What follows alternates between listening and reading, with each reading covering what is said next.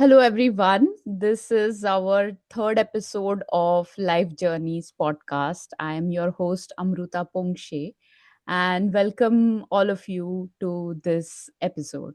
So, today we have with us Kedar Kulkarni. Kedar is an artist, he is a professional, and he is going to share his life journey with us. So, welcome, Kedar, and thank you for agreeing to this interview, and thank you for agreeing to share your journey with us. Thank you. Thanks, Amruta, for inviting. And it's always a proud feeling that somebody's interested in listening what your life has taken with you. Yes, So, absolutely. So the thing is, I recently met Kedar. We were doing a show together, and we were doing a mythological show in Austin, Texas, but the mythological show is based on Hindu mythology. So, first of all, I think we should pat ourselves on our backs because yeah. we are kind of keeping the tradition alive for the future generations and taking that time to explore this avenue within ourselves too. So I'm Kedar is an actor and he is a comic, and I will let him talk more about himself. And so tell us what you do, Kedar, and what all that you do. Uh, it's as you said, I have been exploring my artistic side lately after moving to Austin. Hmm. But I wasn't really able to look at much of that in the past. I was in a different state where there were many not many opportunities actually. And so recently when I moved to Austin, I found out about all you nice people doing nice fun things. So I've started exploring acting opportunities. I'm doing stand-up comedy. I've done 4 shows so far and things are Wow. going great. And then I work full-time as an engineer at Apple. So those are the things I'm doing. Besides that, I like motorcycles. Wow. And Texas is the state where you can actually ride a motorcycle for most of the year. And when you can't, you need to just find a way to keep yourself warm, like in the colder months. And that's what I just did this morning. I got some warm gear so that I can ride my motorcycle on this weekend at Circuit of the Americas, the racetrack where MotoGP and F1 races happen. I'll Oh, be riding yeah. on that track this weekend. That is amazing. So you are an artist and a writer and also a professional. You work with Apple. So how do you find this balance, or how do you find the time to pursue your hobbies, or like, and I'm sure even in your personal life there will be constraints and things that you have to pay attention to your personal life. So how do you kind of balance out all of these things? So I've heard this question being asked to many different people who are more successful in their lives or they are in higher positions in their career or whatnot. And sometimes people give you some answer that doesn't make sense. And I'm like, you guys don't really have a silver bullet. You're just trying to give answer for the sake of giving answer. Hmm. That's the kind of feeling I get from some of these people. So now that you're asking me this question, I'm not gonna do what they do, but I'm just gonna tell you that this is hard. It's a struggle to find time for everything. It's always a negotiation. Hmm. We have a young kids, so we always have to make sure that our hobbies also are not ignoring her. Right. So between me and my wife, we decide like, okay, this weekend I'm gonna go out and do things. Next weekend you do things. Or today she is doing most of her hobby things because today is a holiday. So Hmm. I took out my daughter to a motorcycle store because I was like, one of us needs to take care of her, and she could go with me. So it's really just a balance. It's a struggle, and there's no magic bullet to fixing that problem. So you just need to find a way to make things work. That is fascinating, and I'm glad that you gave us like an honest answer and not something like, oh, it's just easy, you get up at 5 a.m. in the morning and No, no, no. everything gets done magically. So this is also one of the reasons that why I have started this podcast. It's just my curiosity and my kind of exploration and attempt to understand how life kind of takes us on different pathways, and still you, or rather, due to all the pathways that you have encountered in life, you kind of find your own path that is probably not told to you when you are growing up. Like when we were growing up, we were told to be like one thing or the other and not 10 different things. But Yeah. that's not what I have encountered so far with the people I have spoken to, whether on this podcast or in life. So yeah, so now I will actually get into the real questions of the podcast. So yeah, you can tell us about, you have briefly mentioned about what all you do, and how you are doing them, like the balance that you are saying. But let us go back to when you were a kid, and was there anything that you are doing now, was it like a part of your childhood dream, and how did you come here to this point in your life? I would love to know about that. So it's going to be hard to summarize this, but if I had to say something in one sentence, then I'll say I am living the dream. Wow. Uh, because when I was a kid, my parents did not understand anything beyond studying Mhm. for the exams and excelling in the school. So all that they cared about was just that much. I Mhm. did not actually get to do much artistic stuff as a child. It was actually suppressed, and I feel bad about that sometimes in my life. Um, but that made me find my own dream in my school, and I just decided that okay, every year I want to be in top three people in the classroom, so that I can Wow. basically make my parents happy and they are off my back, and then I do things I want. So, and so that was one thing I was trying to do always. And then what happened is my dad was running a small business, and for some reason, somebody convinced him that he should get a computer back in Okay. 2000 or 1999. I was maybe 8 years old. And we had a computer in our house, and my dad had no idea how to use it. And I did not have either, but I knew there were games on it. So I naturally started playing games. Eventually, I learned that so at around that same time, Pune started getting some of the IT companies Right. in Oh yeah. Hinjawadi, Magarpatta. So it was developing around that time, Mhm. 24 years ago, right? And so I knew that people who work in those companies are sitting in front of the computer. That sounded like a dream because I had one computer at my home and I could imagine what that looks like.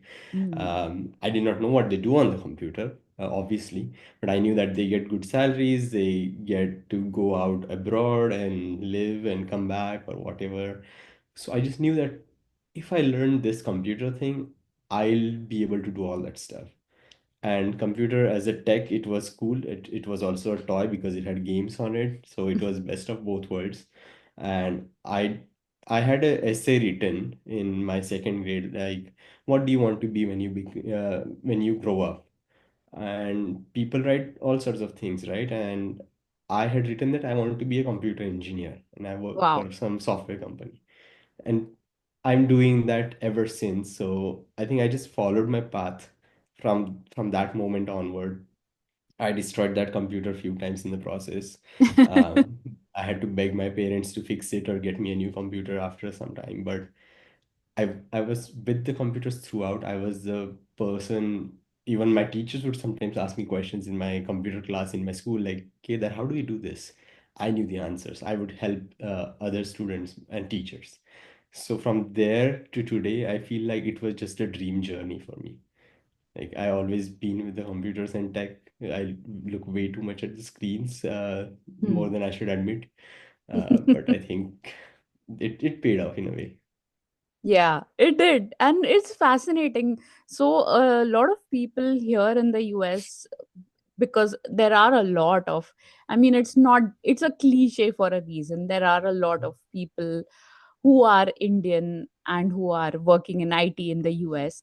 But it's not always that we are some whiz kids, or people who are like geeks or geniuses who were fascinated by the computers. That is part of it. So I am an IT engineer to myself. uh, Mm-hmm.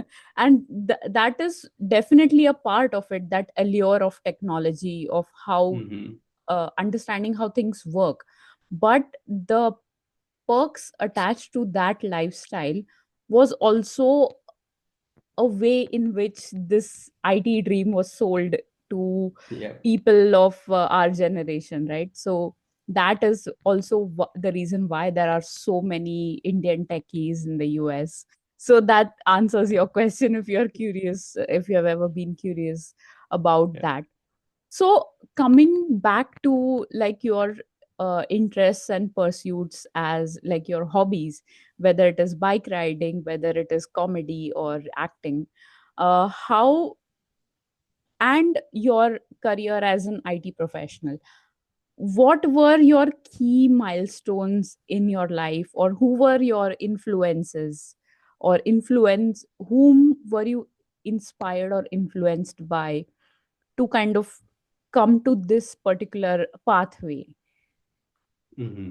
So I think for career, besides just knowing how IT industry was shifting to Pune and how people around us were working there and what sort of things were happening to them was part of the process. But then one of my distant relatives, she got married to an IT professional who was from Maharashtra, was working in Bangalore. Then they went to Australia, then they went to UK, then they went to US.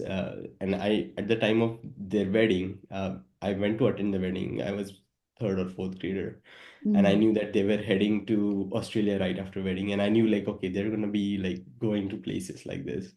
Then going to places is also a middle class dream, I feel like. So I was like, okay, I want to do that. So that also influenced and reinforced some of these things. My grandma, my maternal grandma, who doesn't understand anything in terms of writing or reading, she's illiterate, but she always wanted that we grow up. And I was the eldest of all the cousins, so she would always put that weight on my shoulder that Kedar, you have to be the example for everybody. You need to mm, grow up, you need to take good education, you need to go overseas, study further. I don't even know how she knows that is a thing or what that right. gets me, but that just kept being told to me over and over again over the years as I was growing up. And I always like scoffed it off. I was like, I don't know what she's talking about. I know I want to be an IT professional, but I don't know if I'm gonna go out and study somewhere or anything. And Hmm. then during my engineering, my group of friends, some of them were from better doing families, so they knew more things about studying overseas or abroad. So one of these days, they just took me to Dilip Oaks Academy, and they're like, "Yeah, we are going to enroll here. We are gonna give GRE, and then we are gonna go for masters." And I'm like, "Oh, I want to do that. That sounds interesting." So that's how I. Then I had to fight my dad. Like, I need 22,000 rupees extra. I know you paid 1 lakh rupees for my engineering fees. I need 22,000 rupees more so that I can enroll in this thing. And then once I'm done, I'm gonna ask you for 20,000 rupees more to give the exam. And my dad was not sold on it, so I had to fight for it. And I still remember the way he handed me the check in the middle of the road in Kothrood, because I was like, "You're giving me the check today. I need to go and pay the fees to enroll. Otherwise, I'm not gonna get admission for the classes." And Oh, he just reluctantly came and met me halfway from my college in Kothrood, and he gave me the check. I still remember that moment clearly, and that's how I ended up here in masters. And then I think after masters, uh, I was hired by Red Hat because in my bachelor's I was oh working on some wow. project related to OpenStack, and I had Hmm. no idea what OpenStack is, but I somehow got a group of friends that I could work like form a project group with, and we worked in a software company in Baner. For them, we did this project in OpenStack, and that got me in Red Hat. Then Okay. at Red Hat, I worked on VMware technologies for a little bit. That got me into VMware. And then both of those things were important for my next job interviews. I got series of offers, and then Apple was one of them. And I was like, okay, I got Apple. I'm gonna just move. So that's how I moved there. And in terms of my comedy or acting or other things that I'm doing, my dad has done some very little bit of acting before he got married. Oh, And then wow. he moved to doing a real thing, like Hmm. he's an architect, and he moved to doing that because he knew that acting is not going to sustain a family. Right. Not everybody can succeed in the same way as big stars do. Hmm. So he was rational about it, so he stopped doing that and he focused on career. And he also has very like comical like mindset. Always he's cracking jokes around and everything. So I've been seeing him crack jokes around people all the time since my childhood. So that gives me some sense of humor that I inherited from him. Hmm. And in a way, it's similar to him, but in a way, it's different from him because then I also watched a lot of comedy shows. Like I like watching Marathi things. So Comedy Express was first thing I remember watching, and I performed a skit in my 11th grade annual gathering about Comedy Express.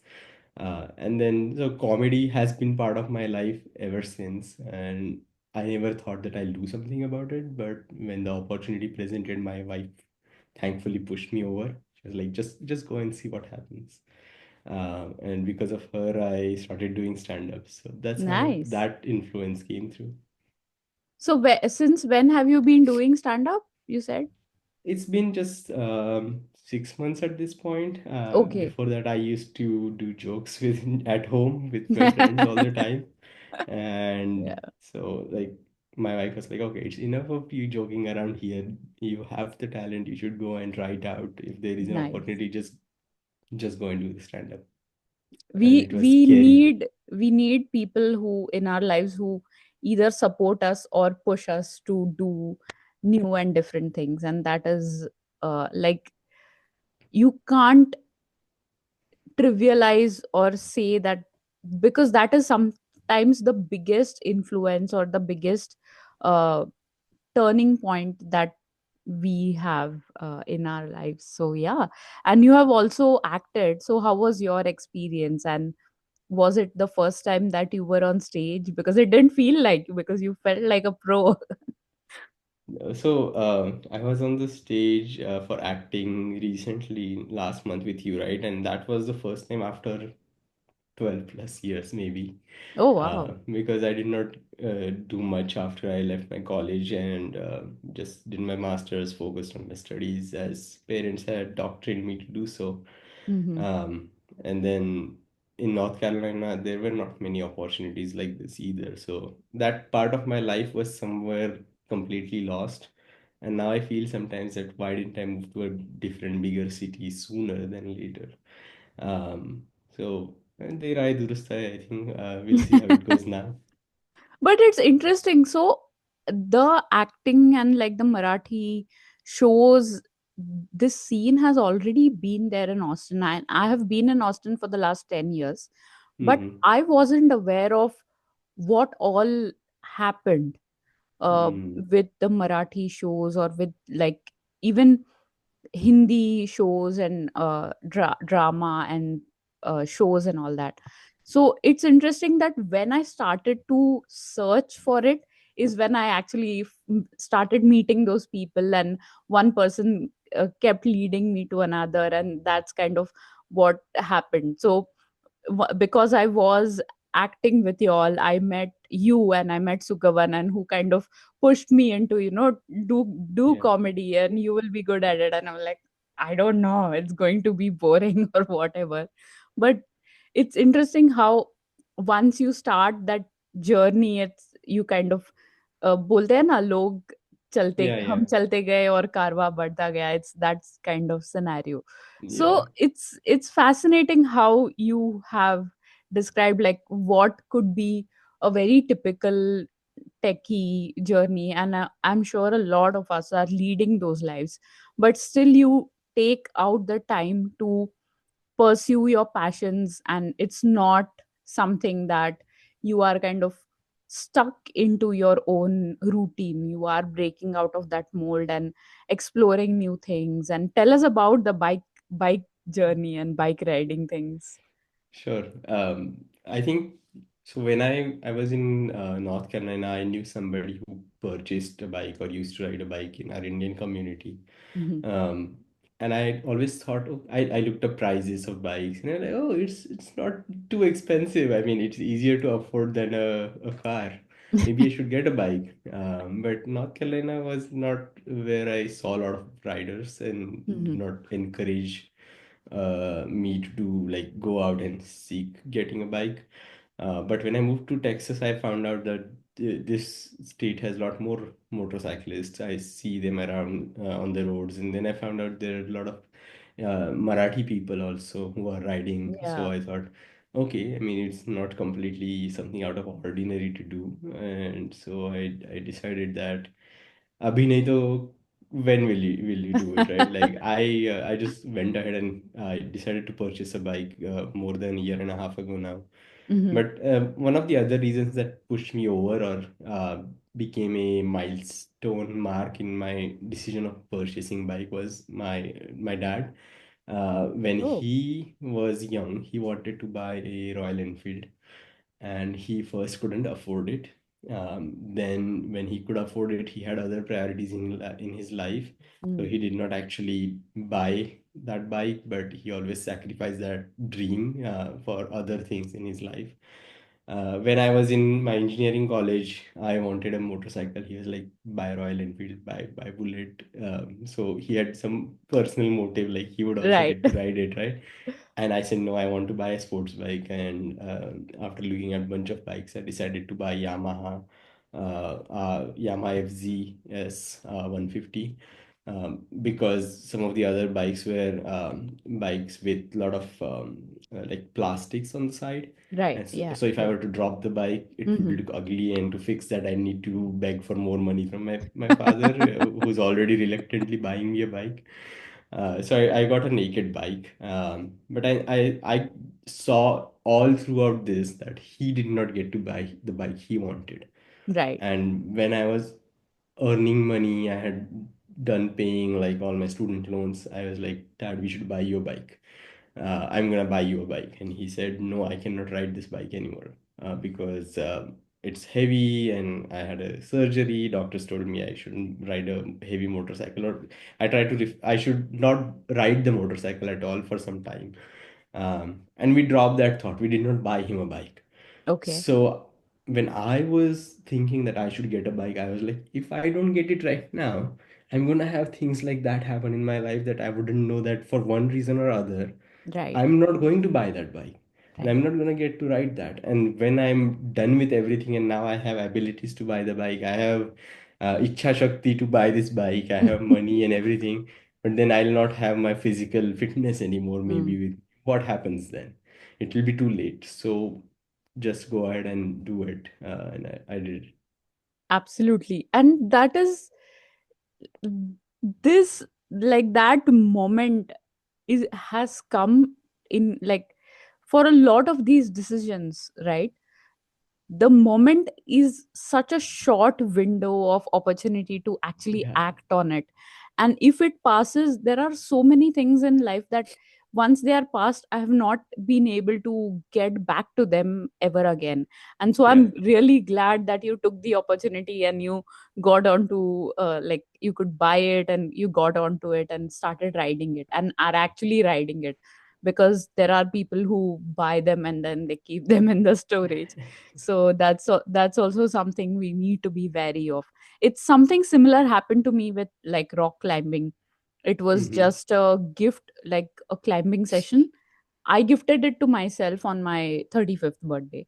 So it mm-hmm, and it has changed my life for the better. Like, my mm-hmm, mental health has improved, my physical health has improved. Now I if I'm running in order to be able to climb better. So mm-hmm. it's an interesting phase, or like it's an interesting joy to have. But that happened only because I kind of silenced all the voices in my head saying, oh no, don't do this, what if you Yeah. fall, all that. Yeah, I So mean, I have that same kind of voices always coming from all the directions at me. Like I bought my motorcycle and my next door neighbor was like, "Oh, nice motorcycle! You got a nice motorcycle. How much did you buy it for? Which one is it?" And then uski wife was like, But I've heard a lot of accidents happen on motorcycles here, and it's not safe. Be safe out there. And I mean, like, I know when I purchased my motorcycle, I knew that that happens, but you don't have to rub it in Hmm. my face all the time, right? Hmm. And accidents can happen anywhere. I've seen people trip in their bathrooms and Yep. break their legs and Yep. bones and whatever.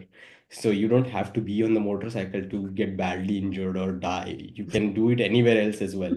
So if you're gonna be not riding motorcycle because you're afraid, which I was at one point in my life as well, and I overcame it thinking this Hmm. way logically that you can do all sorts of things in your life, and sometimes you don't need to do anything, and you're gonna fall sick, like COVID, right? People just died for no reason Yep. almost. Sometimes I feel like, so you don't have to have a reason to fall sick or die, and motorcycle riding is not going to change that a lot for anybody. So if you're afraid and you're on the fence, think about it this way, like after you grow old and 20 years later, are you gonna be happy that you did not buy a motorcycle, or are you gonna regret that you did not buy a motorcycle? Or whatever your other dream is, rock Yes. climbing in your instance. Yes. Like you might fall, you might get injured, but what if you just never did this? Hmm. Yes. And that kind of uh it's an interesting segue into our final thing. So I would love to hear anything if you can perform, or if you want to share with us any message or a quote or whatever towards, because we are coming towards the end of our episode today. So I have, like, this conversation has been fascinating, and within the conversation also we had not planned of, that it can take so many segues. And just this is probably the reason why I am curious and I want to continue doing this podcast, that there are so many things that every single person is continuously dealing with in their lives, and so many things that, like, for people it's just like, oh, you're riding a bike or you're doing this comedy thing. But there is not just your dreams involved, but it is also your father's dreams involved. Probably in my case, like, my mom always wanted me to be a dancer, but I have not thought of whether it was her dream in her own life to be a dancer. So all of these journeys that we take in our lives, they are not just us traveling. It's a lot of good wishes and a lot of Yeah. positive affirmations that somebody else has also probably said about you or for you. So Yeah. yeah, it's a fascinating thing that you have shared with us. But yeah, if you want to share anything, like a message, I would love to hear it. So there is this one message that comes to my mind right now.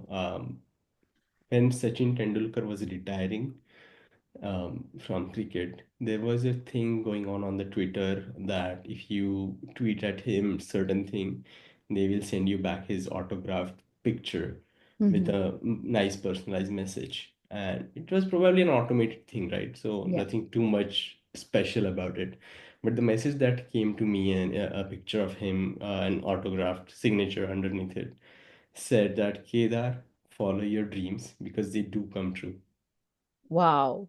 That is And so nice. yeah, and that was so powerful, and that has given me a lot of courage in the moment when life feels shaky, Hmm. life feels difficult, feels like you're going nowhere. And then Yeah.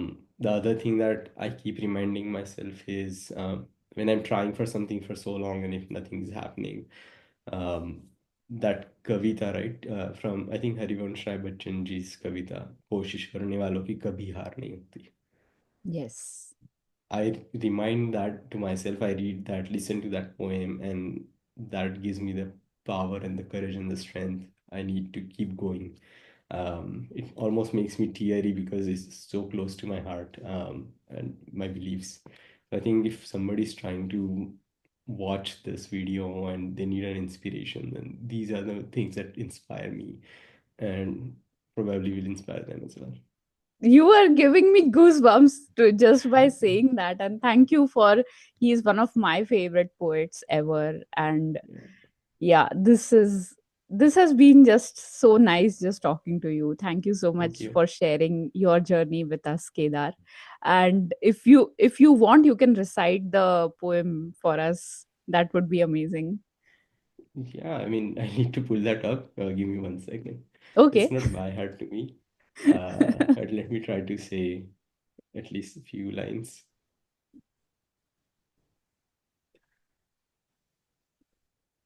So, लहरों से डर के लहरों से डरकर नौका पार नहीं होती, कोशिश करने वालों की हार नहीं होती।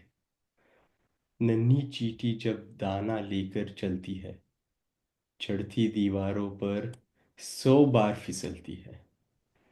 मन का विश्वास रगों में साहस भरता है, चढ़कर गिरना गिरकर चढ़ना अखरता है।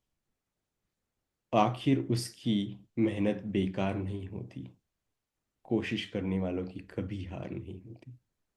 Wow. This has been so nice. And thank you once again, Kedar, for sharing your life journey and especially for sharing that message with us. And I am going to catch up with you soon. But for now, uh, thank you so much for joining us here. And goodbye and have a blessed day ahead. Bye. Thank you, Amruta. Nice initiative, and thank you for having me. Thank you. Thank you.